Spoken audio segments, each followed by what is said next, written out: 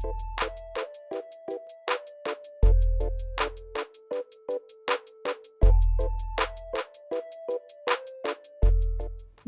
to 5 Mantra Career Point. This Ramanjaneyulu, Senior Geography Faculty in Andhra Pradesh as well as Telangana. మన geography వచ్చేసి all competitive exams, అన్ని competitive ఎగ్జామ్స్లో అంటే ముఖ్యంగా TSPSC కావచ్చు, APPSC కావచ్చు, గ్రూప్ 1 కానీ, గ్రూప్ 2 కానీ, group 3, group 4, next one all competitive ఎగ్జామ్స్లో దీని యొక్క పాత్ర వచ్చేసి ఎలా ఉందంటే ఇట్ ప్లేస్ పైవటల్ రోల్, చాలా కీలక పాత్ర పోషిస్తుంది జాగ్రఫీ అనేది. మరి యొక్క జాగ్రఫీకి సంబంధించి ఆల్ కాంపిటేటివ్ ఎగ్జామ్స్లో 30 to 40 మార్క్స్, 30 నుంచి 40 మార్కుల వరకు జాగ్రఫీ నుంచి అడగడం జరుగుతుందండి. చూడండి, 30 to 40 మార్క్స్ అంటే మరి ఉద్యోగాన్ని నిర్ణయించే విధంగా, ఒక ఉద్యోగాన్ని నిర్ణయించే జాబుల్లో మరి ఒక సబ్జెక్టుగా మనం దీన్ని చెప్పుకోవచ్చు. ఒక ఉద్యోగం రావాలంటే మనం ఒక సబ్జెక్టు మంచి ఫర్ ఉండాలి. ముఖ్యంగా జాగ్రఫీది కూడా చాలా కీలకమైన పాత్ర అండి ఉద్యోగం సాధనలు. ఇక్కడ ఒక విషయం మనం గుర్తుంచుకోవాలండి.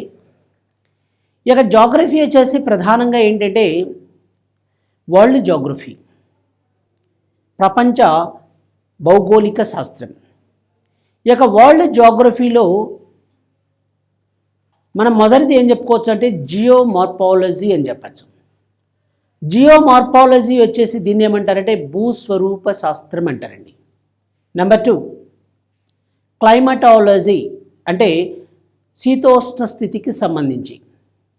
మరి మూడవది వచ్చేసి ఏంటంటే ఓషినోగ్రఫీ అంటారు, సముద్ర శాస్త్రం. వీటికి సంబంధించి డీటెయిల్ ఇన్ఫర్మేషన్ మామూలుగా తెలియాలి. ఈ మధ్యకాలంలో ఈ యొక్క వరల్డ్ జాగ్రఫీకి సంబంధించి జియోమార్ఫాలజీ కావచ్చు, క్లైమటాలజీ కావచ్చు, ఓషినోగ్రఫీ కావచ్చు, వీటి యొక్క ప్రాధాన్యత కొంచెం తగ్గించడం జరిగింది, బాగా తగ్గించారండి. ఎక్కువ దేని మీద ఫోకస్ చేస్తున్నారంటే ఇండియన్ జాగ్రఫీ మీద ఎక్కువగా కాన్సన్ట్రేషన్ చేస్తున్నారండి, ఇండియన్ జాగ్రఫీ. నెంబర్ 2 వచ్చేసి ఇండియన్ జాగ్రఫీతో పాటు సైమిల్టేనియస్గా తెలంగాణ జాగ్రఫీ, అదేవిధంగా ఏపీ జాగ్రఫీ మనం బాగా ఫోకస్ చేయాలి, బాగా కాన్సన్ట్రేషన్ చేయాలి. మరి ఈ యొక్క జాగ్రఫీలో, ఇండియన్ జాగ్రఫీలో సిలబస్ ఏముంటుందో ఒకసారి చూద్దాం. ఇప్పుడు చూడండి, ఇండియన్ జాగ్రఫీలో సిలబస్ చూద్దాం ఒకసారి. ఎస్, ఇక్కడ చూడండి, మీకు సిలబస్ రావడం జరిగింది. ఈ యొక్క సిలబస్లో syllabus of Indian geography for competitive exams ఏమనుంది అండి? ఇక్కడ syllabus of Indian geography for competitive exams అని మనం ఇచ్చాం. సిలబస్ ఏమిచ్చారంటే first one physiography of India అంటున్నాం, ఫిజియోగ్రఫీ ఆఫ్ ఇండియా. ఇక్కడ మీరు ఒక విషయం గుర్తుంచుకోవాలండి, ఈ ఫిజియోగ్రఫీ ఆఫ్ ఇండియా ఒకటి ఫస్ట్ లెసన్. దీంట్లో మనకి ఏంటంటే location, size and physical settings వస్తాయి. దీంట్లో ఏమేం చెప్తామండి మనం? లొకేషన్ చెప్తాం. లొకేషన్ అంటే ఉనికి అండి, దీన్ని తెలుగులో ఏమంటారంటే ఉనికి. అదేవిధంగా సైజ్, పరిమాణం. నెక్స్ట్ వన్ ఫిజికల్ సెట్టింగ్స్కి సంబంధించిన అంశాలు. ఫిజికల్ సెట్టింగ్స్ దేనికి సంబంధించిందండి? ఫిజికల్ సెట్టింగ్స్కి సంబంధించి ఈ యొక్క ఫిజియోగ్రఫీ ఆఫ్ ఇండియాలో చెప్తాం. నెంబర్ 2 ఇక్కడ చూడండి, యూనిఫికేషన్ ఆఫ్ ఇండియా అంటున్నాం. ఈ యొక్క యూనిఫికేషన్ ఆఫ్ ఇండియా అనగానే మీరు జనరల్గా ఏం గుర్తుపెట్టుకోవాలి అంటే దీన్ని నైసర్గిక స్వరూపం అని కూడా అంటారండి. లిజన్ కేర్ఫుల్లీ, నైసర్గిక స్వరూపం అంటారు. నైసర్గిక స్వరూపం అంటే ముఖ్యంగా ఎలా అంటే నైసర్గిక స్వరూపం అనగానే మరి భారతదేశానికి ఉత్తర భాగంలో ఏమున్నాయి? ఉత్తర భాగంలో హిమాలయాలు, దక్షిణ భాగంలో ఏమున్నాయి? ఈస్టర్న్ పార్ట్లో ఏమున్నాయి? వెస్టర్న్ పార్ట్లో ఏమున్నాయి? మరి భారతదేశంలో ఎడారులు ఏమైనా ఉన్నాయా? ఐలాండ్స్ ఉన్నాయా? వీటికి సంబంధించిన అంశాలన్నీ టోటల్ ఇన్ఫర్మేషన్ మనకి ఎక్కడ రావడం జరుగుతుందంటే యూనిఫికేషన్ ఆఫ్ ఇండియా అనే అంశంలో. దీన్నే తెలుగులో ఏమంటారంటే నైసర్గిక స్వరూపం అనే అంశంలో మనం డిస్కషన్ చేస్తాం. ఓకేనండి. ఇంకొకటి ఏంటంటే ఇప్పుడు చూడండి, as next one climate of India అంటున్నాం. ఈ క్లైమేట్ ఆఫ్ ఇండియా కూడా సిలబస్సే మనకు. ఇక్కడ ఒక విషయం ఏంటంటే క్లైమేట్ ఆఫ్ ఇండియా ఈ ఫిజియోగ్రఫీ ఆఫ్ ఇండియా కానీ యూనిఫికేషన్ ఆఫ్ ఇండియా కానీ చెప్పేటప్పుడు మీకు ఏపీ చెప్తాం, తెలంగాణ చెప్తాం, అన్ని ఇన్ఫర్మేషన్ పర్ఫెక్ట్ ఇన్ఫర్మేషన్ ఇస్తాం. తర్వాత క్లైమేట్ ఆఫ్ ఇండియా అన్నాం. క్లైమేట్ ఆఫ్ ఇండియా చెప్పేటప్పుడు India, AP and Telangana. Next one reverse and irrigation projects అంటున్నాం. ఇది మన సిలబస్, ఇరిగేషన్ ప్రాజెక్ట్స్. ఈ యొక్క రివర్స్ అండ్ ఇరిగేషన్ ప్రాజెక్ట్స్ అన్నప్పుడు మీకు ఇరిగేషన్ ప్రాజెక్ట్స్లో మీకు ఇక్కడ ఏమేమి చెప్తామంటే multipurpose projects, MPP stands for multipurpose projects అంటున్నాం. 1 is. Number 2 lift irrigation systems, LIS అంటే లిఫ్ట్ ఇరిగేషన్ సిస్టమ్, ఎత్తిపోతల పథకాలు.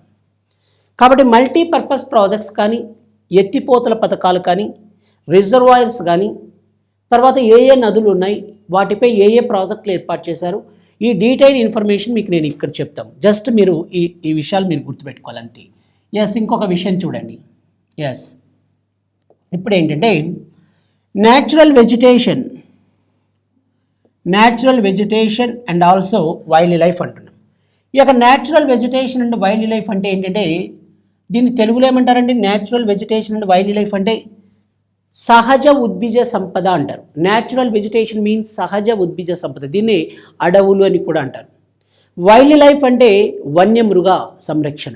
వన్యమృగాలు, అడవి అనగానే నువ్వేం చెప్తావండి? అడవుల్లో వివిధ రకాలైన అడవులు ఉన్న డిఫరెంట్ టైప్ ఆఫ్ ఫారెస్టర్స్ అంటావు. మరి ట్రాపికల్ ఎవర్గ్రీన్ ఫారెస్టర్స్ అంటాం, మాన్సూన్ ఫారెస్టర్స్ అంటాం, తర్వాత మాంగ్రూవ్ ఫారెస్టర్స్ అంటాం, స్క్రబ్ ఫారెస్టర్స్ అంటే చిట్టడవులు ఆర్ పొదడవులు అని, ఋతుపవన అరణ్యాలని, ఉష్ణమండల సతతారితారని, ఇలా రకరకాలుగా చెప్తావు. మరి అడవులు ఉన్నాయంటే ఏముంటాయండి?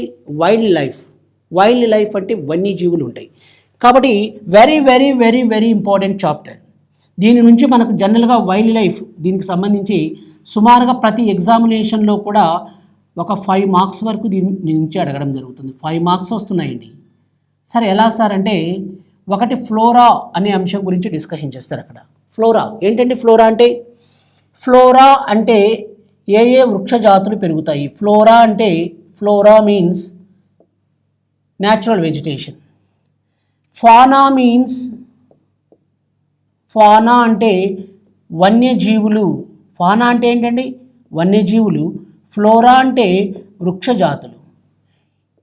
వీటి మీద మీకు ఇంకా ఏముంటాయంటే అడవుల గురించి అడుగుతాడు. ఏ రాష్ట్రాల్లో అడవులు ఎక్కువగా విస్తరించి ఉన్నాయి అనే మాటలు అడుగుతాడు. తర్వాత national parks and bio reserves. Next one వచ్చేసి వైల్డ్ లైఫ్ సెంచరీస్. ఇలా బోల్డ్ అని క్వశ్చన్స్ మీకు అడుగుతారు. అప్రాక్సిమేట్గా ఎన్ని అడగచ్చు అంటే 5 మార్క్స్ వరకు. నెక్స్ట్ లెసన్ మనకేముంది అంటే సాయిల్స్ ఉన్నాయి, సాయిల్ రీసెర్చ్ సెంటర్స్ ఉన్నాయి, తర్వాత సాయిల్ కన్జర్వేషన్ మెథడ్స్. ఇవన్నీ కూడా మన సిలబస్లో ఇండియాకు సంబంధించిన అంశాలు, ఏపీకి సంబంధించిన అంశాలు, తెలంగాణకు సంబంధించిన అంశాలను డీటెయిల్గా మనం చెప్పుకున్నాం. తర్వాత ఇక్కడ అగ్రికల్చర్ అంటున్నాం. ఈ యొక్క అగ్రికల్చర్ అనేది ఏంటంటే ఇట్ ప్లేస్ పైవటల్ రోల్ అండి. ఇది చాలా కీలకమైన పాత్ర పోషిస్తుంది ప్రస్తుత రోజుల్లో. మరి భారతదేశం ముఖ్యంగా వ్యవసాయ రంగంపై it is absolutely depend upon agriculture. పూర్తిగా వ్యవసాయ రంగంపై ఆధారపడిన దేశం ఏదంటే భారతదేశం.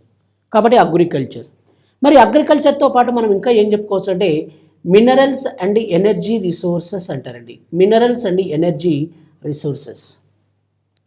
కాబట్టి ఖనిజాలు, మరి అదేవిధంగా ఎనర్జీ రిసోర్సెస్ అంటే ఇప్పుడు మనం కోల్ అంటాం, పెట్రోలియం అంటాం, న్యాచురల్ గ్యాస్ ఇలా అంటాం కదండి, వాటికి సంబంధించి. తర్వాత ఇండస్ట్రీస్, పరిశ్రమలు, మరి అదేవిధంగా ట్రాన్స్పోర్ట్ సిస్టమ్ అంటున్నాం, అంటే రవాణా వ్యవస్థ. వీటితో పాటు పాపులేషన్. ఇది ఇండియాకు, తర్వాత ఏపీకి సంబంధించిన అంశాలు, తర్వాత తెలంగాణకు సంబంధించిన అంశాలు. ఇవి ఓవరాల్గా ఇలా ఉంటాయి. ఒక్కో దాని గురించి మనం కొంచెం మీకు ఎలాంటి క్వశ్చన్స్ అడిగారు, మీకు జస్ట్ మీకు డెమాన్స్ట్రేషన్ క్లాస్లో ఎలా చెప్పాలి అంటే ఎప్పుడైనా సరే ఏ అంశం మీద ఎలా క్వశ్చన్స్ అడుగుతున్నారు అనేది ఒకసారి డీటెయిల్ ఇన్ఫర్మేషన్ మీకు చెప్తాను. గతంలో ఎలా అడిగారు ప్రీవియస్ క్వశ్చన్స్ అనే దానిపై మీకు నేను డిస్కషన్ చేస్తానండి. ఇప్పుడు చూడండి, ఫిజియోగ్రఫీ ఆఫ్ ఇండియాకు సంబంధించిన విషయాలు ఇక్కడ మనం జనరల్గా చెప్పుకుంటున్నాం. ఈ ఫిజియోగ్రఫీ ఆఫ్ ఇండియాకు సంబంధించిన విషయాలు చూడండి. 1 is మీకు నేను ఇందాకనే చెప్పాను ఆల్రెడీ. ఐ సైడ్ ఏం చెప్పానంటే ఫిజియోగ్రఫీ ఆఫ్ ఇండియా అంటే మీరు ఏం డిస్కషన్ చేయాలంటే ఒకటి లొకేషన్కు సంబంధించిన అంశం. 1 is లొకేషన్ అంటే ఏంటండి? ఉనికి సంబంధించిన అంశాలు. Next one number 2 size.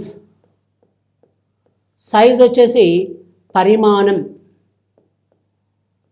పరిమాణానికి సంబంధించి ఎంత పరిమాణం, ఎంత భూమిని ఆక్రమించింది అనే దానిపై పరిమాణం. అదేవిధంగా ఇంకా మనం ఏం డిస్కషన్ చేసుకోవచ్చు అంటే, ఇంకా మనం డిస్కషన్ చేయాల్సిన అంశాలు location, size and also physical settings, అంటే భౌతిక అమరిక అంటారు. భౌతిక అమెరికా, అమెరికా కాదండి, అమరిక అంటే ఏ ప్రాంతంలో ఏమున్నాయి, ఫిజికల్ సెట్టింగ్స్, ఇవి మనం చెప్పుకోవాలి. ఇవన్నీ కూడా ఫిజియోగ్రఫీ ఆఫ్ ఇండియాకు సంబంధించిన అంశాలండి. 1 ఈజ్ లొకేషన్, ఉనికి. నెంబర్ 2 ఈజ్ సైజ్, పరిమాణం. భౌతిక అమరిక వచ్చేసి ఫిజికల్ సెట్టింగ్స్. ఇవన్నీ కలిపి ఏమంటారంటే ఫిజియోగ్రఫీ ఆఫ్ ఇండియా అంటారు. మరి వీటికి సంబంధించి మనకు గతంలో ప్రీవియస్ క్వశ్చన్స్ గతంలో అడిగిన ప్రశ్నలు ఏమున్నాయో ఒకసారి చూద్దామండి. ఇప్పుడు చూడండి, ఇక్కడ మీకు మ్యాప్ ఇచ్చారు. మరి భారతదేశంలో మ్యాప్కు సంబంధించిన విషయాలు చూడండి. ఇక్కడ మీకు ఏంటంటే ఫిజికల్ సెట్టింగ్స్ సంబంధించి చెప్పేటప్పుడు భారతదేశంలో ఇక్కడ మీకు కనిపిస్తుందండి. భారతదేశం ఎక్కడుందండి? జనరల్గా చెప్పాలంటే భారతదేశం వచ్చేసి అకార్డింగ్ టు లొకేషన్, అంటే ఉనికిని బట్టి వచ్చేసి భారతదేశము సౌత్ ఏషియాలో ఉంటుందండి. దక్షిణాసియాలో ఉంది భారతదేశం. ఇక దక్షిణాసియాలో ఉన్న భారతదేశం వచ్చేసి చూడండి, మీకు ఇలా భారతదేశం ఉన్నప్పుడు మొత్తం వచ్చేసి ఎన్ని రాష్ట్రాలు ఉన్నాయంటే 28 స్టేట్స్ ఉన్నాయండి. 28 రాష్ట్రాలు ఉన్నాయి. 28 స్టేట్స్ అండ్ 8 యూనియన్ టెరిటరీస్ ఉన్నాయి. 8 యూనియన్ టెరిటరీస్ ఉన్నాయండి. మీకు అందరికీ డౌట్, ఏంటి సార్ 29 రాష్ట్రాలు కదా, 7 కేంద్రపాలిత ప్రాంతాలు కదా అని. ఎస్, ఆ డౌట్ నేను ఇప్పుడు క్లారిఫై చేస్తాను. ఇలాంటి అంశాలే మనకు అడిగేదండి. ఇలాంటి అంశాలు కంపల్సరీ అడుగుతాడు, కాబట్టి కొంచెం జాగ్రత్తగా అబ్జర్వ్ చేయండి. ఇక జోగ్రఫీ ఆఫ్ ఇండియాకు సంబంధించిన విషయాలు చెప్పేటప్పుడు 28 స్టేట్స్ అండ్ 8 యూనియన్ టెరిటరీస్ అంటున్నాం. 2019వ సంవత్సరం, ఇన్ 2019 అక్టోబర్ 31న 2019 అక్టోబర్ 31, 2019 అక్టోబర్ 31వ తారీఖున జమ్మూ అండ్ కాశ్మీర్ రాష్ట్రం వచ్చేసి బైఫర్కేటెడ్ ఇంటూ 2 యూనియన్ టెరిటరీస్, 2 కేంద్రపాలిత ప్రాంతాలుగా ఏర్పడ్డాయి జమ్మూ అండ్ కాశ్మీర్ అనేది. ఏ కేంద్రపాలిత ప్రాంతాలంటే, 1 Jammu and Kashmir union territory, number 2 is Ladakh union territory. Jammu and Kashmir కేంద్రపాలిత ప్రాంతం, లడక్ కేంద్రపాలిత ప్రాంతం అని ఇలా 2 రకాలుగా. ఇవి 2 ఎప్పుడు ఏర్పడ్డాయండి? Jammu and Kashmir union territory and Ladakh union territory 2019 October 31, 2019 October 31వ తారీఖున ఏర్పడ్డాయండి. కాబట్టి అలా గతంలో ఎన్ని ఉన్నాయి? 7 యూనియన్ టెరిటరీస్ ఉన్నాయి. ఇవి 2 కలిసేసరికి ఎన్ని అయ్యాయంటే 9 యూనియన్ టెరిటరీస్ అయ్యాయి. మరి 8 అని చెప్పారు కదా సార్ అంటారు. ఇప్పుడు ఇక విషయం ఏంటంటే 2020 సంవత్సరం జనవరి 26న ఇక డామన్ అండ్ డయ్యూ, దాద్రా నగర్ హవేలీ అని 2 కేంద్రపాలిత ప్రాంతాలు కూడా ఉన్నాయి కదండి. ఇక్కడ ఉంటాయి దాద్రా నగర్ హవేలీ అండ్ ఈ భాగంలో Dadra Nagar Haveli and also Daman and Diu and Dadra Nagar Haveli. ఈ రెండింటిని ఏం చేశారంటే మెర్జ్ చేశారు, కలిపేసి మెర్జ్ చేసి ఏం చేశారంటే ఒకే కేంద్రపాలిత ప్రాంతంగా కన్సిడర్ చేస్తున్నారు. కాబట్టి ఇవి 2 ఒకటయ్యాయి, జమ్మూ అండ్ కాశ్మీర్ ఏమో 2 అయ్యాయి. కాబట్టి ప్రజెంట్ వచ్చేసి ఎన్ని ఉన్నాయంటే 8 యూనియన్ టెరిటరీస్ ఉన్నాయి, 28 స్టేట్స్ ఉన్నాయి. ఓకేనా అండి? జమ్మూ అండ్ కాశ్మీర్ పోయింది కదా, దాన్ని యూనియన్ టెరిటరీగా చేశారు. కాబట్టి 28 స్టేట్స్ అండి, 8 యూనియన్ టెరిటరీస్ ఉన్నాయి. ఓకే, ఇది ఇంతవరకు ఇలా విషయాలు. మరి మీకు రేపు క్వశ్చన్స్ ఎలా అడుగుతారంటే ప్రధానంగా ఇప్పుడు చూడండి, ఇక్కడ జనరల్గా ఈ అంశాలు అబ్జర్వ్ చేయాలండి, వెరీ వెరీ ఇంపార్టెంట్. మనకు గతంలో అడిగేది ఎస్ఎస్సి ఎగ్జామినేషన్లో అంటే స్టాఫ్ సెలక్షన్ కమిషన్లో కానీ, సెంట్రల్ ఎగ్జామ్స్లో కానీ, తర్వాత స్టేట్ సర్వీస్ ఎగ్జామినేషన్లో కానీ, తర్వాత ఎన్డీఏ నేషనల్ డిఫెన్స్ అకాడమీ కానీ, సెంట్రల్ డిఫెన్స్ సర్వీసెస్లో కానీ మీకు క్వశ్చన్స్ ఎలా అడుగుతున్నారంటే కొంచెం వైవిధ్యంగా అడుగుతున్నారండి. మనకు అక్కడ డైవర్సిటీ అనేది కనిపిస్తుంది. ఎలా అంటే ఇక్కడ చూసారా, మీకు ఇక్కడ కనిపిస్తున్నాయి జనరల్గా 1 is Garo, Kashi and Jaintia hills అని. మీకు క్వశ్చన్ ఎలా అడుగుతున్నారంటే గారో కాశీ అండ్ జైంతియా కొండలు అంటున్నాం కదా, అక్కడండి గారో కాశీ జైంతియా ఎక్కడున్నాయి, ఏ రాష్ట్రంలో ఉన్నాయండి గారో కాశీ జైంతియా కొండలు? గారో కాశీ జైంతియా కొండలు the state of Meghalaya. Meghalaya రాష్ట్రంలో గారో కొండలు, కాశీ కొండలు, జయంతియా కొండలు విస్తరించి ఉన్నాయి. కానీ అక్కడ ఏ రాష్ట్రంలో ఉన్నాయంటే నువ్వు ఆన్సర్ చేస్తావు, నువ్వుతో పాటు అందరూ కూడా ఆన్సర్ చేస్తారు. కానీ క్వశ్చన్స్ ఎలా అడుగుతున్నారంటే మేఘాలయ రాష్ట్రంలో కొండల వరుసలు ఫ్రమ్ ఈస్ట్ టు వెస్ట్ అంటున్నాడు. చూడండి ఎంత వైవిధ్యంగా అడుగుతున్నాడు. విషయం తెలుసు కానీ క్వశ్చన్స్ ఇలా అడుగుతున్నారు. ఏమంటున్నారంటే మేఘాలయ రాష్ట్రంలో కొండల వరుసలు హిల్ యొక్క sequence from east to west అంటే తూర్పు నుంచి పడమరకు ఈ యొక్క కొండల వరుసలు ఎలా ఉన్నాయి అని క్వశ్చన్ అడుగుతున్నాడండి. కాబట్టి ఈస్ట్ టు వెస్ట్ ఎలా, వెస్ట్ టు ఈస్ట్ ఎలా? కాబట్టి మీరు ఒక విషయం, అందువల్ల మీరు ఏంటంటే ఫ్రమ్ వెస్ట్ టు ఈస్ట్ అంటే ఇది వెస్ట్ ఇది ఈస్ట్ అవుతుంది, ఇది వెస్ట్ ఇది ఈస్ట్ అయినప్పుడు ఒకటి గారో, రెండవది కాశీ, మూడవది జయంతియా. కాబట్టి గారో, కాశీ అండ్ జయంతియా కొండలు. మీరు వెస్ట్ నుంచి ఈస్ట్ అన్నారనుకోండి గారో, కాశీ, జయంతియా అని చెప్పాలి. ఫ్రమ్ ఈస్ట్ టు వెస్ట్ అటువైపు నుంచి ఇటువైపు అన్నప్పుడు జయంతియా, కాశీ అండ్ గారో. కాబట్టి ఇలా అడుగుతున్నారండి ఎగ్జామ్స్లో. కాబట్టి భారతదేశంలో అత్యంత ఎత్తైన శిఖరం ఏది, ప్రపంచంలో అత్యంత ఎత్తైన శిఖరం ఏది, దానేటి ఎంత దీనేటి, ఇలాంటివి మూస పద్ధతి, పాత పద్ధతి ఇదంతా. కానీ ఈ మధ్యకాలంలో ఎగ్జామినేషన్లో వచ్చేసి మీ యొక్క పరిజ్ఞానం అసలు జోగ్రఫీ మీద వీరికి ఏ ప్రాంతంలో ఏమున్నాయి, వాటి యొక్క డైరెక్షన్ ఎలా ఉంది, వాటిపై మీకు ఏంటంటే మిమ్మల్ని పరీక్షించడానికి, ప్రోబ్ చేయడానికి ఎలా చేస్తున్నారంటే ఫ్రమ్ ఈస్ట్ టు వెస్ట్ ఏమున్నాయి, వెస్ట్ టు ఈస్ట్ ఏమున్నాయి, ఏ రాష్ట్రంలో ఉన్నాయి, ఇలా అడుగుతున్నారు. కాబట్టి మేఘాలయ రాష్ట్రంలో కొండల వరుసలు వచ్చేసి ఫ్రమ్ ఈస్ట్ టు వెస్ట్ అన్నప్పుడు జయంతియా, కాశీ, గారో, జయంతియా, కాశీ, గారో కొండలు. ఈ క్వశ్చన్స్ మీకు ఎస్ఎస్సి ఎగ్జామినేషన్లో అంటే సెంట్రల్ సర్వీసెస్లో, మరి ముఖ్యంగా సెంట్రల్ గవర్నమెంట్ కండక్ట్ చేసే ఎగ్జామినేషన్లో ఎస్ఎస్సిలో అడిగారు ఇలాంటి క్వశ్చన్స్.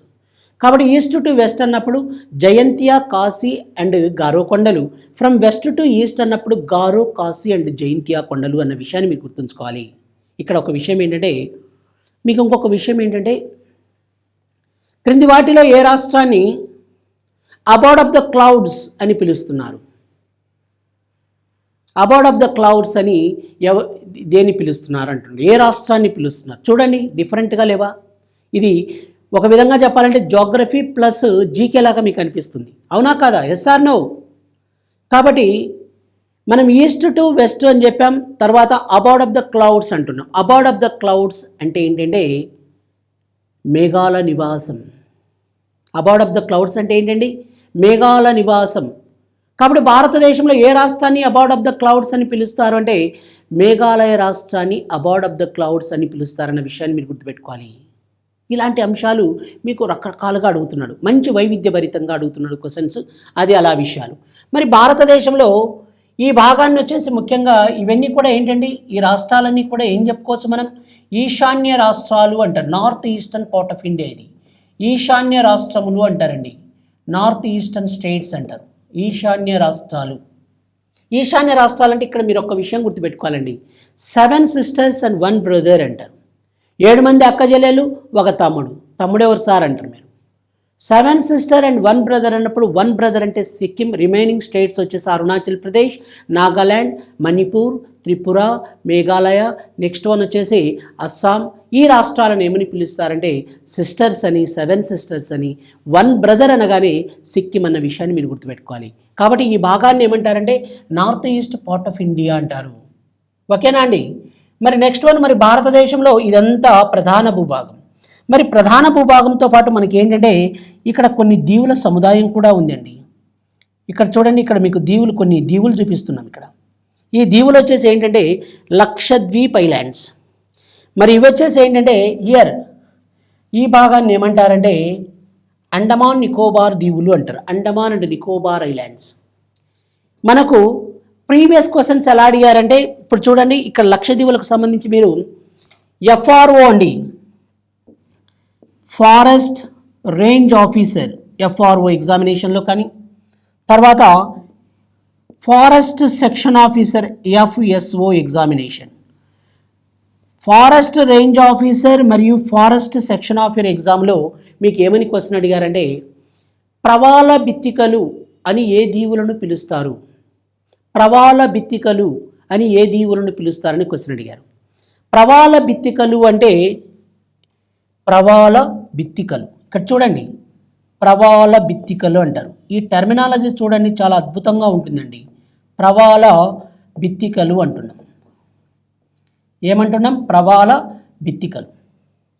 వీటిని కరెక్ట్ టెర్మినాలజీ ఏమని యూజ్ చేస్తారంటే ప్రవాల బిత్తికలను వచ్చేసి ఏమంటారంటే ఇంగ్లీష్లో ఏమంటారంటే కోరల్ రీప్స్ అంటారండి. కోరల్ రీప్స్ అంటే ప్రవాల బిత్తికలు అని అర్థం. ఏమని అర్థం అండి? కోరల్ రీప్స్ అంటే ప్రవాల బిత్తికలు అంటారు. కోరల్ రీప్స్ అంటారు. అసలు ఏంటి సార్ ప్రవాల బిత్తికలు అంటే ఏంటి సార్ అంటారు మీరు. ఏంటంటే ప్రవాల బిత్తికలు అంటే, కాబట్టి క్రింది వాటిలో వేటిని ప్రవాల బిత్తికలు అంటారు అని క్వశ్చన్ అడిగాడు. ప్రవాల బిత్తికలు అంటే ఇంగ్లీష్లో కోరల్ రీప్స్ అని కోరల్ ఐలాండ్స్ అంటారు. దీని కరెక్ట్ అర్థం ఏంటంటే ఎగ్జాక్ట్ మీనింగ్ వచ్చేసి ఏంటంటే which islands were formed by the skull and skeleton of the see animals. సముద్ర జంతువుల యొక్క పుర్రెలు అస్థి పంజరముల చేత ఏర్పడిన దీవుల సముదాయం ఏమని పిలుస్తారంటే ప్రవాల బిత్తికలని కోరల్ ఐలాండ్స్ అంటారు. ఏంటంటే ఒకసారి మళ్ళీ చెప్పమంటారా? Which islands were formed by the skull and skeleton of the see animals అంటే సముద్ర జంతువుల యొక్క పుర్రెలు అస్థి పంజరముల చేత ఏర్పడిన దీవుల సముదాయమును ప్రవాల బిత్తికలు అంటారు. ఇంగ్లీష్లో ఏమంటారు? కోరల్ రీప్స్ అని కోరల్ ఐలాండ్స్ అంటారు.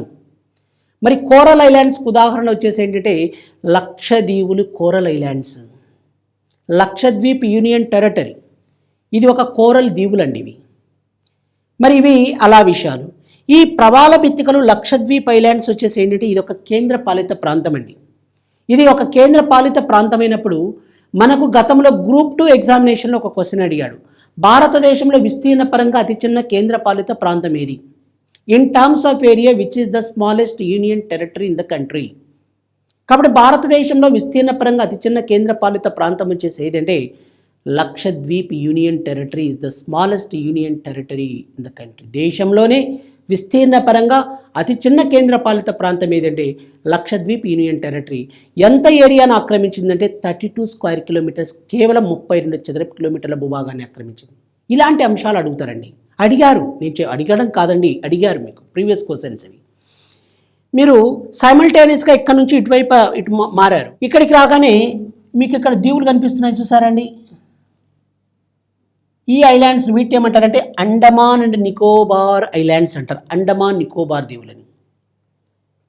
మరి ఎలాంటి క్వశ్చన్స్ అడుగుతున్నారంటే ఇప్పుడు ఒక విషయం ఏంటంటే ఇక్కడ అండమాన్ నికోబార్ ఐలాండ్స్ అనేవి ఉన్నాయి కదండి. ఇక్కడ ఈ యొక్క అండమాన్ అండ్ నికోబార్ ఐలాండ్స్ అన్నప్పుడు ఏ అండ్ ఎన్ అంటున్నాం మనం. అండమాన్ అండ్ నికోబార్ ఐలాండ్స్ అని. ఈ యొక్క అండమాన్ నికోబార్ దీవులు వచ్చేసి అండమాన్ ఐలాండ్స్ వచ్చేసి ఎలా ఏర్పడ్డాయంటే Andaman islands were formed by the volcanic origin అండి. వాల్కెనిక్ ఆరిజిన్ ఎలా ఏర్పడ్డాయండి? వాల్కెనిక్ ఆరిజిన్ అగ్నిపర్వత ఉద్భూత ప్రక్రియ వల్ల ఏర్పడిన దీవుల సముదాయము. వాల్కెనిక్ ఆరిజిన్ అంటే అగ్నిపర్వత ఉద్భూత ప్రక్రియ వల్ల ఏర్పడిన దీవుల సముదాయమే అండమాన్ ఐలాండ్స్. మీకు అడిగేది అదే అండి. క్రింది వాటిలో అగ్నిపర్వత ఉద్భూత ప్రక్రియ వల్ల ఏర్పడిన దీవుల సముదాయం ఏది అని క్వశ్చన్ అడుగుతాడు. Which of the following islands were formed by the volcanic origin అని క్వశ్చన్ అడుగుతాడు. కాబట్టి వాల్కెనిక్ ఆరిజిన్ అంటే అగ్నిపర్వత ఉద్భూత ప్రక్రియ వల్ల ఏర్పడిన దీవుల సముదాయమే అండమాన్ దీవులు. అలాంటి విషయాలు. సార్ మరి వాల్కెనిక్ ఆరిజిన్ అంటున్నారు, ఇక్కడ ఏమన్నా ఐలాండ్స్ ఉన్నాయా అంటే వాల్కెనిక్ ఐలాండ్స్ ఉన్నాయంటే వన్ ఈజ్ బ్యారెన్. రెండవది వచ్చేసి ఏంటంటే నార్కోండం అనే volcano, Narcondam. One is barren and next one వచ్చేసి నార్కోండం అనే అగ్నిపర్వతాలు ఉన్నాయి. చూడండి ఇలా విషయాలు మనం జనరల్గా దిప్పుకోవాలి. ఇంకొక విషయం ఏం అడిగారంటే FRO and also FSO forest section officer ఎగ్జామ్లో అడిగినవి ఏంటంటే భారతదేశాన్ని బ్రిటిషర్స్ పాలించారు కదండి. మరి భారతదేశాన్ని బ్రిటిషర్స్ పాలించినప్పుడు మరి భారతదేశాన్ని బ్రిటిషర్స్ వారి యొక్క చెర నుండి తప్పించడానికి కొంతమంది చాలా ప్రయత్నాలు చేశారు. ఇందుకు ముఖ్యంగా సుభాష్ చంద్రబోస్ నేతృత్వంలోని ఆజాద్ హింద్ ఫౌజ్, దాన్ని ఇండియన్ నేషనల్ ఆర్మీ అంటారు, INA stands for Indian national army. ఈ యొక్క ఇండియన్ నేషనల్ ఆర్మీ వాళ్ళు వచ్చేసి ఏం చేశారంటే ఈ యొక్క అండమాన్ నికోబార్ ఐలాండ్స్ని బ్రిటిష్ వారి నుంచి వాటిని ఆక్యుపై చేసి ఆ దీవులకు ఏమని నామకరణం చేశారు అంటే అండమాన్ దీవులనేమో షహీద్ ఐలాండ్స్ అని, షహీద్ దీవులని, రెండవది నికోబార్ దీవులను ఏమని పిలిచారంటే స్వరాజ్య ఐలాండ్స్ అని నామకరణం చేశారన్న విషయాన్ని మీరు గుర్తుంచుకోవాలి. ఈ క్వశ్చన్స్ అడిగారండి మనకు. కాబట్టి ఇండియన్ నేషనల్ ఆర్మీ ఈ యొక్క అండమాన్ నికోబార్ దీవులను ఆక్రమించుకునే బ్రిటిష్ పాలనా కాలంలో ఆక్రమించుకున్న తర్వాత ఏ దీవులను షహీద్ దీవులుగా నామకరణం చేశారు అని క్వశ్చన్ అడిగారు. కాబట్టి షహీద్ దీవులు వచ్చేసి అండమాన్ దీవులను షహీద్ దీవులని, మరి నికోబార్ దీవులను ఏమని నామకరణం చేశారంటే స్వరాజ్య ఐలాండ్స్, స్వరాజ్య దీవులని నామకరణం చేయడం జరిగిందండి. ఇలాంటి క్వశ్చన్స్ మనకు అడగటానికి అవకాశాలు ఎక్కువగా ఉన్నాయి. ఓకేనా అండి? మరి భారతదేశంలో 28 స్టేట్స్ అండ్ యూనియన్ టెరిటరీస్ ఎన్ని ఉన్నాయండి? మనం 8 యూనియన్ టెరిటరీస్, 28 స్టేట్స్ ఉన్నాయని చెప్పాం. మీకు రేపు అడిగేది ఎలా అడుగుతాడంటే భారతదేశంలో విస్తీర్ణ పరంగా ఇన్ టర్మ్స్ ఆఫ్ ఏరియా అంటే విస్తీర్ణ పరంగా అతిపెద్ద రాష్ట్రాలను వరుస క్రమంలో పెట్టండి అంటాడు. పెద్ద రాష్ట్రాలు ఏమున్నాయి వరుస క్రమంలో పెట్టండి అంటాడు. మరి ఇలాంటి క్వశ్చన్స్ అడిగితే మనం ఏం చేస్తామండి? డైరెక్ట్ క్వశ్చన్ అడిగితే ఆన్సర్ చేయగలం. భారతదేశంలో విస్తీర్ణ పరంగా పెద్ద రాష్ట్రం ఏదంటే రాజస్థాన్ అని పెట్టేస్తావు నువ్వు ఆన్సర్. కానీ అలా కాదుగా. అలా ఏమంటాడంటే భారతదేశంలో విస్తీర్ణ పరంగా పెద్ద రాష్ట్రాలను వరుస క్రమంలో పెట్టండి. ఫస్ట్ ఆప్షన్లో రాజస్థాన్, మహారాష్ట్ర, ఆంధ్రప్రదేశ్, తెలంగాణ ఇలా ఇస్తాడు. రెండవ ఆప్షన్ అలా ఇచ్చినప్పుడు మీరు ఏం చెప్పాలి ఆన్సర్ అంటే రాజస్థాన్ మొదటి స్థానం, రెండవది మధ్యప్రదేశ్ రాష్ట్రం, మరి మూడవ స్థానం వచ్చేసి ఎవరంటే మహారాష్ట్రలు. కాబట్టి రాజస్థాన్, మధ్యప్రదేశ్, మహారాష్ట్రలు ప్రథమ, ద్వితీయ, తృతీయ స్థానాల్లో ఉన్నాయి విస్తీర్ణ పరంగా అన్న విషయాన్ని మీరు గుర్తుపెట్టుకోవాలి. కాబట్టి ఇలా కూడా మనం సబ్జెక్టుని మంచిగా ఆకలింపు చేసుకోవాలి. ఊరికి ఏదేదో పైన చదివి ఉద్యోగం సాధిస్తాంలే అంటే అటు ఉద్యోగం సాధించలేం, అటు ఇటు కాకుండా అయిపోతాం. కాబట్టి మీరు ఎలా అంటే ఒక సబ్జెక్టును తీసుకుంటే అమూలాగ్రంగా కాంప్రిహెన్సివ్గా చదివినప్పుడే మనం సక్సెస్ కాగలం. కాబట్టి ఇంత మంచి ఆన్లైన్ ప్లాట్ఫామ్ 5 మంత్ర కెరీర్ పాయింట్ అనేది బెస్ట్ ఆన్లైన్ ప్లాట్ఫామ్. ఈ ప్లాట్ఫామ్ని మీరందరూ కూడా మంచిగా సద్వినియోగం చేసుకొని మంచి కృతకృత్యులు అవుతారని మనసావాచ కాంక్షిస్తున్నాం. ఇలా రకరకాలైన విషయాలు ఫిజియోగ్రఫీ అంటే లొకేషన్, సైజ్ అండ్ ఆల్సో ఇలాంటి అంశాలు చెప్పాం. రేపు మీకు క్వశ్చన్ ఏమంటాడంటే యాజ్ పర్ ఏరియా విస్తీర్ణ పరంగా ప్రపంచంలో భారతదేశం ఎన్నవ స్థానాన్ని ఆక్రమించింది అంటాడు. In terms of area India occupies how much which position అని క్వశ్చన్ అడిగితే మీరేం చెప్పాలంటే 7th position in the world. ప్రపంచంలో విస్తీర్ణ పరంగా భారతదేశం 7వ స్థానాన్ని ఆక్రమించిందండి.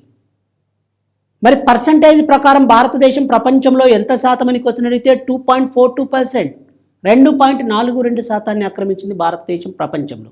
మరి విస్తీర్ణ పరంగా ప్రపంచంలో అతిపెద్ద దేశం ఏదంటే రష్యా, నెంబర్ 2 పొజిషన్ వచ్చేసి ఎవరంటే కెనడా తర్వాత వచ్చేసి ఎవరంటే యునైటెడ్ స్టేట్స్, నెక్స్ట్ వన్ వచ్చేసి చైనా తర్వాత బ్రెజిల్ తర్వాత ఆస్ట్రేలియా తర్వాత నెక్స్ట్ పొజిషన్ ఎవరున్నారంటే మనమంటే ఎవరండి? ఇండియా. కాబట్టి మన పొజిషన్ ప్రపంచంలో 7వ స్థానం. మరి యాజ్ పర్ పర్సంటేజ్ ప్రకారం వచ్చేసి 2.42% ఆక్రమించాం. ఇలాంటి అంశాలు మనం డిస్కషన్ చేయాలి. ఓకేనండి? చాలా అంశాలు ఉన్నాయి. ఇవి మనం ఇలా జస్ట్ డెమాన్స్ట్రేషన్ క్లాస్ కాబట్టి ఇలా చెప్పుకుంటున్నాం. మంచి డీటెయిల్ ఇన్ఫర్మేషన్ ఇస్తాం, మీరు డోంట్ వరీ అబౌట్ ఇట్.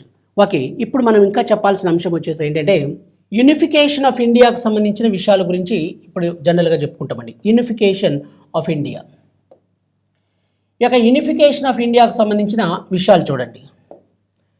ఇప్పుడు జనరల్గా ఇక్కడ మీకు మ్యాప్ కనిపిస్తుందండి. మరి ఇక్కడ రకరకాలుగా ఉంది. జనరల్గా మీకు ఏంటంటే భారతదేశంలో యూనిఫికేషన్ ఆఫ్ ఇండియాకు సంబంధించిన విషయాలు చెప్పాలంటే ఫస్ట్ మనం ఏం చెప్పుకోవచ్చు అంటే ఇక్కడ హిమాలయన్ మౌంటైన్స్ ఇలా విస్తరించి ఉంటాయండి. హిమాలయన్ మౌంటైన్స్ ఎలా ఉన్నాయండి? ఇప్పుడు మీకు నేను ఎలా గీస్తాను, అది అర్ధచంద్రాకారంలో విస్తరించి ఉన్న హిమాలయన్ మౌంటైన్స్ అనేవి ఉన్నాయి. అర్ధచంద్రాకారం ఏ ఆకారంలో ఉన్నాయండి? అర్ధచంద్రాకారంలో ఆరు కొడవలి ఆకారంలో హిమాలయన్ మౌంటైన్స్ అనేటివి విస్తరించి ఉన్నాయి అన్న విషయాన్ని మీరు గుర్తుపెట్టుకోవాలి. ఎలా ఆకారంలో ఉన్నాయి? అర్ధచంద్రాకారంలో ఆరు కొడవలి ఆకారంలో హిమాలయన్ మౌంటైన్స్. కాబట్టి జమ్మూ అండ్ కాశ్మీర్ నుంచి స్టార్ట్ అయ్యాయి. అంటే మరి ముఖ్యంగా చెప్పాలంటే Jammu and Kashmir union territory నుంచి it stretch from Jammu and Kashmir up to Arunachal Pradesh. North east part ఇండియాలో ఉన్న అరుణాచల్ ప్రదేశ్ వరకు హిమాలయన్ మౌంటైన్స్ అనేటివి విస్తరించి ఉన్నాయి. ఓకే, ఈ హిమాలయన్ మౌంటైన్స్కి సంబంధించిన విషయాలు జస్ట్ మీకు రకరకాలుగా అడుగుతాడు. ఇప్పుడు మీకు ఏమంటాడంటే ఇన్నర్ హిమాలయాస్ అని వేటిని పిలుస్తారు అని క్వశ్చన్ అడుగుతాడు. చూడండి, చక్కగా అడుగుతాడు, సింపుల్గా. అది చూస్తే క్వశ్చన్ చూస్తే మీకు ఏమనిపిస్తుంది? ఇంత చిన్న సింపుల్ క్వశ్చన్ అనుకుంటారు. కాబట్టి ఇన్నర్ హిమాలయాస్ అని వేటిని పిలుస్తారు అని క్వశ్చన్ అడుగుతారండి. Inner Himalayas. Yes, anybody in the class ఇలాంటి క్వశ్చన్స్ అడిగినప్పుడు ఏం చెప్తారండి? ఇన్నర్ హిమాలయాస్ ఇన్నర్ హిమాలయాస్ అని వేటిని పిలుస్తారని క్వశ్చన్ అడిగినప్పుడు మీకు కింద ఆప్షన్లు వచ్చేసి ట్రాన్స్ హిమాలయ మండలం, రెండవది హిమాద్రి, మూడవది హిమాచల్, నాలుగవది శివాలిక్ అంటాడు. ఏం పెడతారండి ఆన్సర్?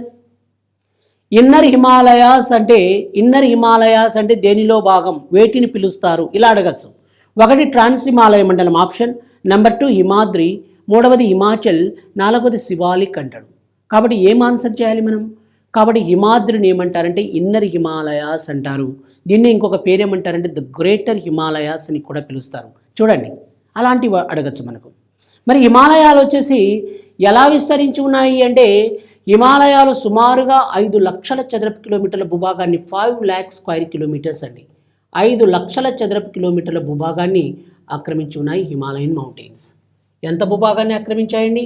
5 lakhs, 5 లక్షల చదరపు కిలోమీటర్ల భూభాగాన్ని ఆక్రమించాయి. మరి లెంత్ వచ్చేసి ఎంత ఉన్నాయంటే 2400 కిలోమీటర్స్, 2400 కిలోమీటర్ల పొడవున విస్తరించి ఉన్నాయి హిమాలయన్ మౌంటైన్స్ అనేవి. 2400 కిలోమీటర్స్ హిమాలయన్ మౌంటైన్స్. జనరల్గా హిమాలయాల్లో మీకు రకరకాలైన భూస్వరూపాలు, different type of land forms కనిపిస్తాయి మీకు. బంగరని, కాదరని, టెరాయని, ఇలా different type of land forms. మరి ఇక్కడ different type of land forms కనిపిస్తాయి. ఇప్పుడు బబరని, బంగరని, కదరని, నెక్స్ట్ వన్ టెరాయిని ఇలా అంటున్నాం కదా, వీటిని వరుస క్రమంలో పెట్టండి అని అడగచ్చు మీకు. జనరల్గా ఇవి వచ్చేసి బబ్బర్ కానీ, బంగర్ కానీ, టెరాయ్ కానీ, నెక్స్ట్ వన్ వచ్చేసి కదర్ కానీ శివాలిక్ పర్వత శ్రేణి దిగువ భాగంలో అంటే ఫుట్ హిల్ అంటే శివాలిక్ పర్వత శ్రేణి దిగువ భాగంలో విస్తరించి ఉన్నాయి. వాటిని వరుస క్రమంలో పెట్టండి హిమాలయ పర్వతాల నుంచి అంటాడు. అలా అడిగినప్పుడు మనం ఆన్సర్ చేయాలంటే చాలా కష్టమవుతుందండి, వెరీ డిఫికల్ట్ టాస్క్. మరి అటువంటిని మనం ఛేదించాలంటే మీకు విత్ ఇమేజెస్ మీకు నేను ప్రతిదీ కూడా స్లైడ్స్లో చూపిస్తూ మీకు అద్భుతంగా బోధించడం జరుగుతుంది. అటువంటి అవకాశం మనకు ఈ యొక్క 5 మంత్ర కెరీర్ పాయింట్లో ఉంది అండి.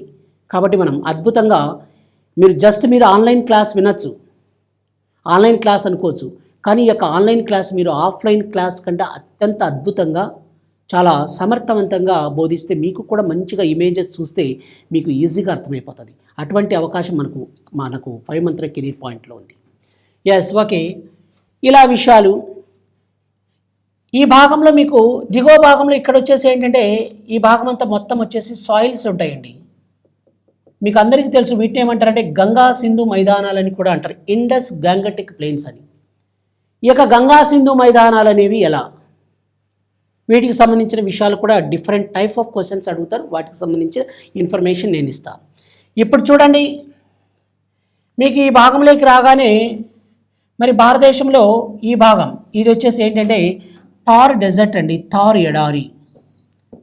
ఈ యొక్క థార్ డెజర్ట్కి సంబంధించిన విషయాల గురించి డిఫరెంట్గా అడుగుతాడు. థార్ ఎడారి, ఈ యొక్క థార్ ఎడారికి సంబంధించిన టోటల్ ఇన్ఫర్మేషన్ మనం గుర్తుపెట్టుకోవాలి. ఇప్పుడు మీకు ఏంటంటే థార్ ఎడారి వచ్చేసి మీ దృష్టిలో ఏంటంటే థార్ ఎడారి అంటే ఏంటి అనేది. థార్ ఎడారి వచ్చేసి చాలా వర్షపాతం చాలా తక్కువ, very little rainfall occurs in Thar desert in Rajasthan. Rajasthan రాష్ట్రంలో థార్ ఎడారిలో వర్షపాతం చాలా తక్కువగా పడుతుంది. అయితే గ్రౌండ్ వాటర్ అంటే భూగర్భ జలం కూడా చాలా తక్కువే. ఇక్కడ లైవ్లీహుడ్ వచ్చి చాలా విచిత్రంగా ఉంటుంది, చాలా దుర్భరంగా ఉంటుంది. మరి ఈ మధ్యకాలంలో వచ్చేసి చాలా ఈ యొక్క పర్ క్యాపిటల్ ఇన్కమ్ తలసరి ఆదాయం కూడా చాలా తక్కువగా ఉంటుంది. మీకు అడిగేది ఎలా అంటే మరి ఇటీవల కాలంలో ఈ యొక్క థార్ ఎడారిలో ప్రధానంగా ఏం చేశారంటే థార్ ఎడారిలో వచ్చేసి ముఖ్యంగా కొన్ని ప్లేసుల్లో ఈ యొక్క న్యాచురల్ గ్యాస్ కానీ పెట్రోలియం కానీ సఫిషియెంట్గా దొరుకుతుందండి. సావిత్రి అండ్ రాగేశ్వరి, కాబట్టి మీరు అందరూ కూడా ఇప్పుడు ఫర్ ఎగ్జాంపుల్ ఏమంటాడంటే సావిత్రి అనేది క్రింది వాటిలో దేనితో Savitri it is associated with dash అంటాడు. మీరు ఎంతసేపు ఉన్న సావిత్రి అంటే మహానటి సావిత్రి అని అనుకుంటారు మీరు. కాబట్టి మహానటి సావిత్రి కాదు, ఇక్కడ Savitri is associated with dash అంటాడు. 1 is natural gas, number 2 is petroleum, next 1 heroine, Mahanati. ఇలా ఇస్తే మీరు ఏం పెడతారండి, ఎక్కువ భాగం మీరందరూ కూడా సినిమాల వైపు మొగ్గు చూపుతుంది మీ దృష్టి అంతా. కాబట్టి అందరూ కూడా ఏం పెడతారంటే ఆన్సరు మహానటి సావిత్రిని ఇచ్చారు, కాబట్టి Savitri is associated with heroine అని పెట్టేస్తారు ఆన్సర్. మరి అలా పెట్టడం వల్ల మీరు చేసింది పెద్ద తప్పు అనమాట. లోపలేమో అనుకుంటారు మనసులో, ఇంత సింపుల్గా అడుగుతారా, గ్రూప్ 2 ఈజీగా నాకు డిప్యూటీ తహసీల్దార్ పోస్ట్ వస్తుంది, లేకపోతే ఏసీటీఓ పోస్ట్ వస్తుంది, లేకపోతే సబ్ రిజిస్టర్ వస్తుందని లోపల ఆనందానికి అవధులు ఉండవు, సంకలు గుద్దుకుంటూ వస్తారు. బయటకు వచ్చిన తర్వాత మరి తర్వాత వాళ్ళు వీళ్ళు డిస్కషన్ చేయడం, తర్వాత వచ్చేసి నెక్స్ట్ డే కీ ఇవ్వడం. కీ ఇచ్చినప్పుడు మీరు ఏం చేస్తారంటే చూస్తే మరి అక్కడ ఏముంటుంది, సావిత్రి అనగానే natural gas it is associated with natural gas well అని ఉంటుంది ఆన్సర్. ఏ పేపర్ తప్పించిండు అంటావు, నువ్వు వాదన మొదలు పెడతావు. సావిత్రి అంటే నటండి, నువ్వేంది భలే ఉన్నారు న్యాచురల్ గ్యాస్తో అంటారు. కాబట్టి న్యాచురల్ గ్యాస్ వచ్చేసి ఇటీవల కాలంలో ఈ యొక్క తార్ ఎడారిలోని సావిత్రి అనే న్యాచురల్ గ్యాస్ అనేది బాగా పుష్కలంగా దొరుకుతుంది. న్యాచురల్ గ్యాస్ ఎక్కడ దొరుకుతుందండి, న్యాచురల్ గ్యాస్ అయిన సావిత్రి. మరి రాగేశ్వరి వచ్చేసి ఏంటంటే Rageshwari is associated with petroleum బావిని రాగేశ్వరి అంటారు. నాట్ రాగేశ్వరి. ఇలాంటి అంశాలు అద్భుతమైన అంశాలండి. మనకు సింపుల్గా క్వశ్చన్లు అడగడం కాదు, ఒక్కోసారి పేపర్ చాలా డిఫికల్ట్గా ఉంటుంది. అలాంటప్పుడు మనం ఇలాంటి క్వశ్చన్స్ అడిగితే మనకు వచ్చేసి ఎలా ఉంటుందండి, మీరే మీకే తెలియాలి ఆ విషయం. అంటే ప్రిపేర్ అయ్యే వాళ్ళు ఆల్రెడీ రాసిన వాళ్ళు ఉంటారు, ఇలాంటి అంశాలు. తర్వాత ఇంకొక విషయం చూడండి, ఇక్కడికి వచ్చిన తర్వాత ఈ భాగంలో ఇక్కడ చూడండి, మీకు దీన్ని ఏమంటారు సార్ అంటే ద్వీపకల్ప పీఠభూమి అంటారండి. దీన్ని ఏమంటారు, ద్వీపకల్ప పీఠభూమి అంటారు, పెనిన్సులర్ ప్లాట్యూ అంటారు. ద్వీపకల్ప పీఠభూమి అంటే పెనిన్సులర్ ప్లాట్యూ, ద్వీపకల్ప పీఠభూమి అంటాడు. ఈ యొక్క ద్వీపకల్ప పీఠభూమి పెనిన్సులర్ ప్లాట్యూ అంటే ఏంటంటే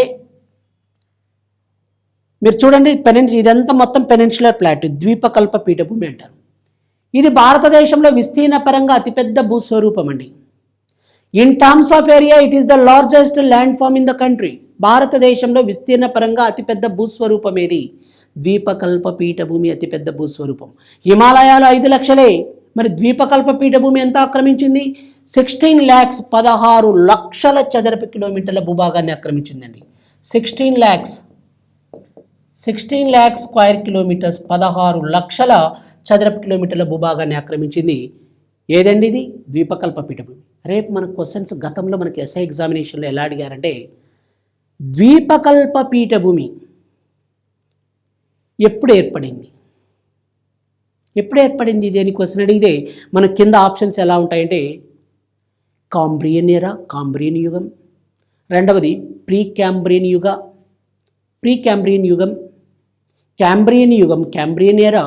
ప్రీ క్యాంబ్రియన్ ఎరా. తర్వాత నెక్స్ట్ వన్ ప్లీస్టోసీన్ అంటారు, దాన్ని ప్లీస్టోసిన్ ఎరా అంటారు. అదేవిధంగా మనకి ఇంకా ఏంటంటే ఇలా క్వశ్చన్స్ డిఫరెంట్గా అడుగుతాడు. అలా అడిగినప్పుడు మీరు ఏం చెప్పాలంటే ద్వీపకల్ప పీఠభూమి పెనిన్సులర్ అప్లాండ్ అనేది ఎప్పుడు ఏర్పడిందంటే ప్రీ క్యాంబ్రియన్ యుగంలో ఏర్పడింది అన్న విషయాన్ని మీరు గుర్తుపెట్టుకోవాలి. ఎప్పుడు ఏర్పడిందండి, ప్రీ క్యాంబ్రియన్ యుగంలో ఏర్పడింది. ఇలాంటి క్వశ్చన్స్ మనకు అడుగుతున్నారు. ప్లీస్టోసోన్ యుగం, నెక్స్ట్ వన్ వచ్చేసి ప్రీ క్యాంబ్రియన్ యుగం అని ఇలా డిఫరెంట్గా అడిగినప్పుడు ఈ యొక్క ద్వీపకల్ప పీఠభూమి పెనిన్సులర్ అప్లాండ్ అనేది ఎప్పుడు ఏర్పడిందంటే ప్రీ క్యాంబ్రియన్ యుగంలో ఏర్పడింది అన్న విషయాన్ని మీరు గుర్తుంచుకోవాలి. తర్వాత ప్రపంచంలోనే అతి పురాతన ముడత పర్వతాలు వచ్చేసి ఏవంటే అరావళి పర్వతాలు. ప్రపంచంలో అతి పురాతన ముడత పర్వతం, old folded mountains in the world అన్నప్పుడు అరావలి. మరి నెక్స్ట్ వన్, అతి తరుణ ముడత పర్వతాలు, యంగ్ ఫోల్డ్ మౌంటైన్స్ అంటే అతి తరుణ ముడత పర్వతాలను వేటిని పిలుస్తారంటే హిమాలయాలను పిలుస్తారు. ఇలా డిఫరెంట్గా ఎలా అయినా అడగచ్చు క్వశ్చన్స్ మనకు. తర్వాత ఈ యొక్క ద్వీపకల్ప పీఠభూమి అన్నప్పుడు మనం ఇక్కడ ఒక విషయం చూడండి. జనరల్గా మనకి ఇక్కడ ఒక విషయం ఏంటంటే మీరు ఒకటి అబ్జర్వ్ చేయాలండి. ఇక్కడ అబ్జర్వ్ చేయాల్సిన ప్రధానమైన అంశం వచ్చేసి ఏంటంటే ఈ భాగమంతా మొత్తం, ఈ భాగాన్ని అంతా వచ్చేసి ఏమంటారండి, ఇది మొత్తం ఈ పార్ట్ వచ్చేసి దీన్ని అంతా ఏమని పిలుస్తారంటే ద్వీపకల్ప పీఠభూమి అంటారు. ఈ ద్వీపకల్ప పీఠభూమికి ఈ భాగంలో ఈ పార్ట్ అండి, మీకు కలర్ కూడా చేంజ్ చేసి చూపిస్తాను చూడండి ఒకసారి. ఈ భాగంలో ఇవన్నీ కూడా వెస్టర్న్ ఘాట్స్, పడమటి కనుమలు. ఏంటండి ఇవి? వెస్టర్న్ ఘాట్స్. మరి ఈ భాగంలో వచ్చేసి ఏముంటాయంటే ఈస్టర్న్ ఘాట్స్, తూర్పు కనుమలు విస్తరించి ఉన్నాయి. కాబట్టి ఇవేమో ఈస్టర్న్ ఘాట్స్, తూర్పు కనుమలు ఇక్కడ విస్తరించి ఉన్నాయి. మరి ఈ భాగంలో వచ్చేసి ఏమున్నాయంటే వెస్టర్న్ ఘాట్స్, పశ్చిమ కనుమలు విస్తరించి ఉన్నాయి. ఇవి వెస్టర్న్ ఘాట్స్, పశ్చిమ కనుమలు. ఇవేమో తూర్పు కనుమలు, ఈస్టర్న్ ఘాట్స్ అంటారు. వీటికి సంబంధించిన విషయాలు కూడా మనం డీటెయిల్ ఇన్ఫర్మేషన్ నేను మీకు ఇవ్వడం జరుగుతుందండి. కాబట్టి ఈ యొక్క వెస్టర్న్ ఘాట్స్, పడమటి కనుమలు అన్నప్పుడు మీకు ఏమంటాడంటే పడమటి కనుమలు వచ్చేసి ఏ రకమైన అడవులతో చేత విస్తరించి ఉన్నాయని క్వశ్చన్ అడుగుతాడండి. ఈ యొక్క వెస్టర్న్ ఘాట్స్, పడమటి కనుమలు వచ్చేసి ప్రధానంగా ఏ రకమైన అడవులు ఉంటాయంటే ఉష్ణమండల తేమతో కూడిన సతత హరితారణ్యములు. వీటిని ఇంగ్లీష్లో ఏమంటారంటే ట్రాపికల్ మాయిశ్చర్ ఎవర్గ్రీన్ ఫారెస్టర్స్ అంటారు. ట్రాపికల్ మాయిశ్చర్ ఎవర్గ్రీన్ ఫారెస్టర్స్ అంటే ఉష్ణమండల తేమతో కూడిన సతత హరితారణ్యములచే విస్తరించి ఉన్నాయి ఈ యొక్క వెస్టర్న్ ఘాట్స్. డిఫరెంట్ క్వశ్చన్స్ అడుగుతారండి. ఈ యొక్క వెస్టర్న్ ఘాట్స్లో ప్రధానంగా ఎక్కడి నుంచి విస్తరించి ఉన్నాయంటే మహారాష్ట్ర నుంచి అప్ టు కన్యాకుమారి, తమిళనాడు రాష్ట్రం నుండి కన్యాకుమారి వరకు విస్తరించి ఉన్నాయి. 1600 కిలోమీటర్ల పొడవున అత్యంత ఎత్తైన శిఖరం వచ్చేసి ఏదంటే అనైముడి అన్న విషయాన్ని. కానీ క్వశ్చన్స్ ఎలా అడుగుతారంటే పడమటి కనుమలు వచ్చేసి మహారాష్ట్ర నుంచి ప్రారంభమై తమిళనాడు రాష్ట్రంలోని కన్యాకుమారి వరకు విస్తరించి ఉన్నాయి. మరి మహారాష్ట్రలో పడమటి కనుమలను ఏమని పిలుస్తారు అంటాడు. అన్నప్పుడు మనం ఏం చెప్పాలంటే సహ్యాద్రి అంటాం. మరి యొక్క సహ్యాద్రి పర్వత శ్రేణుల్లో ఎత్తైన శిఖరం ఏది అంటాడు. మరి ఇప్పుడు ఇందాకనే అనైముడి చెప్పారు కదా సార్, అదే అని పెడితే ఆన్సర్ రాంగ్ అవుతుంది. కాబట్టి అక్కడ పర్టికులర్గా ఏం చెప్పాడు, పడమటి కనుమలలో అత్యంత ఎత్తైన శిఖరం అంటే అనైముడి చెప్పాలి.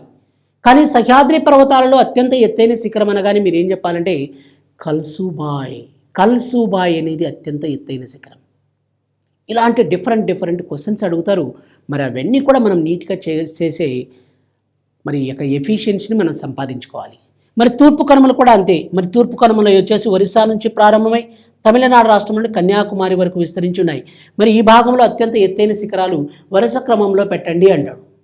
అన్నప్పుడు మనం ఎత్తైన శిఖరాలు అన్నప్పుడు జిందగడ, రెండవది వచ్చేసి అరోమా పీక్, మూడవది మహేంద్రగిరి, ఇలా 1 by 1 మనం చెప్పుకుంటా పోతాం. అద్భుతమైన ఇన్ఫర్మేషన్ ఇస్తా అండి. ఈ అవకాశాన్ని మీరందరూ కూడా ఈ యొక్క 5 మంత్ర కెరీర్ పాయింట్లో మీరు సద్వినియోగం చేసుకుంటారని మనసా వాచ కాంక్షిస్తున్నా.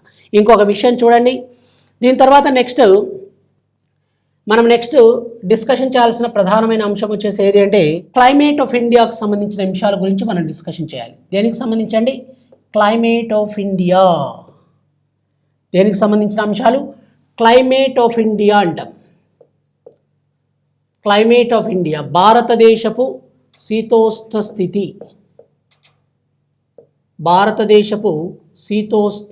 అంటున్నాం.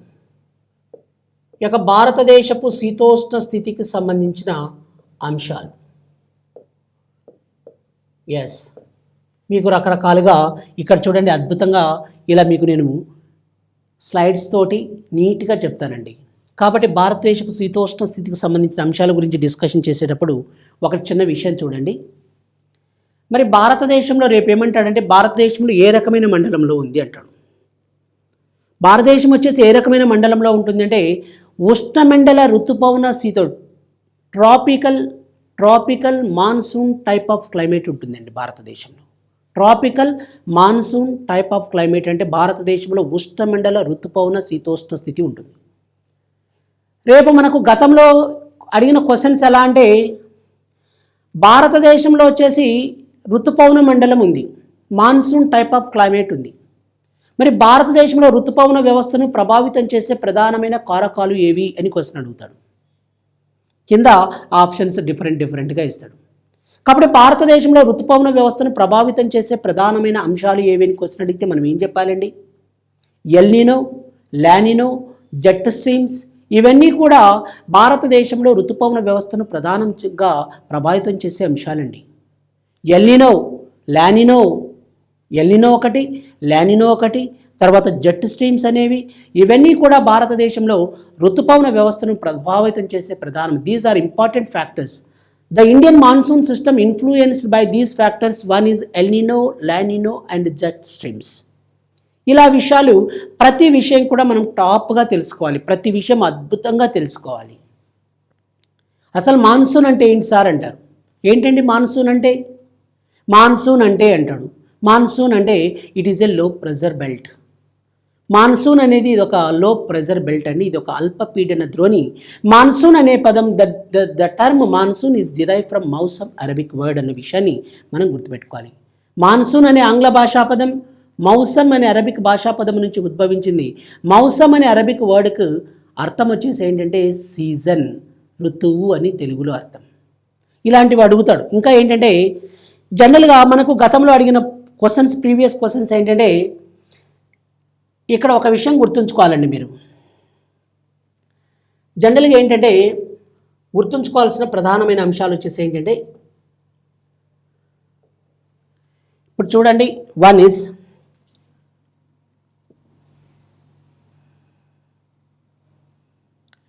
ఇలా గోళాకారంగా ఇలా ఉంటుంది కదండి. మీకు క్వశ్చన్స్ ఎలా అడిగారంటే ఇది భూమధ్య రేఖ 0 డిగ్రీ ఈక్వేటర్ అండి, ఇది 0 డిగ్రీ ఈక్వేటర్. మరి ఈ పై భాగాన్ని ఏమంటారంటే 23.5 డిగ్రీ నార్త్ లాటిట్యూడ్, 23.5 డిగ్రీ ఉత్తర అక్షాంశ రేఖను ఏమంటారంటే కర్కట రేఖ, దీన్నేమో మకర రేఖ అంటారు. వీటిని జనరల్గా కర్కట రేఖకు కానీ మకర రేఖ పై భాగాలను ఏమంటారంటే ఇక్కడ చూడండి, వన్ ఈజ్ ఈ భాగం వచ్చేసి దీన్ని ఏమంటారంటే వన్ ఈజ్ దీన్ని ఎస్టీజెడ్ అంటారండి, ఎస్టీజెడ్ అంటారు. నెక్స్ట్ వన్ దీని వచ్చేసి ఏమంటారంటే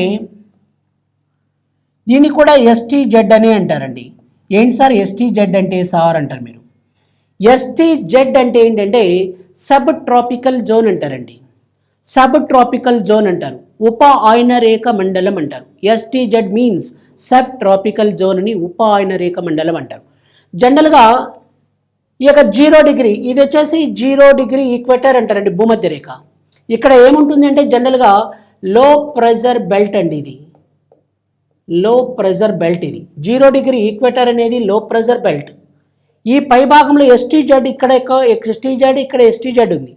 ఇక్కడ వచ్చేసి ఎలా ఉంటుందంటే హై ప్రెజర్ బెల్ట్, ఇది కూడా హై ప్రెజర్ బెల్ట్. మీకు ఒక విషయం తెలుసు, ఏం తెలుసు అంటే వాటర్ వచ్చేసి ఎప్పుడైనా కానీ ఎత్తు ప్రాంతం నుంచి పల్లపు ప్రాంతానికి ఫ్లో అవుతాయి. The water always flows from upward to downward stream. ఎత్తు ప్రాంతం నుంచి పల్లపు ప్రాంతానికి ప్రవహిస్తాయి. మరి పవనం విండ్ కూడా ఎలా బ్లో అవుతుందంటే the wind always blows from high pressure to low pressure, అంటే అధిక పీడన ప్రాంతం నుంచి అల్ప పీడన ప్రాంతం వైపునకు వీస్తుంది. కాబట్టి ఎస్టీజెడ్ వచ్చేసి ఇక్కడ హై ప్రెజర్, ఇక్కడ కూడా హై ప్రెజర్ ఉంది, ఇక్కడ లో ప్రెజర్ ఉంది.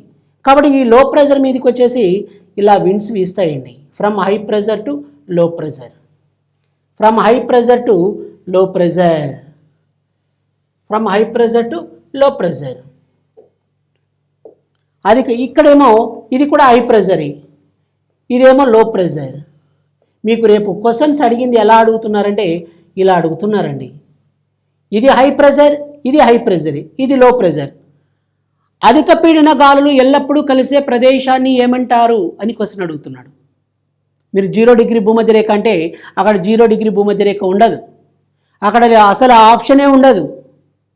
కాబట్టి అధిక పీడన గాలులు ఎల్లప్పుడూ ఏ ప్రదేశం వద్ద కలుస్తాయంటే ఇవి అధిక పీడన గాలులే, ఇవి అధిక పీడన గాలు, ఇవి రెండు ఎక్కడ కలుస్తున్నాయంటే 0 డిగ్రీ మీద కలుస్తున్నాయి.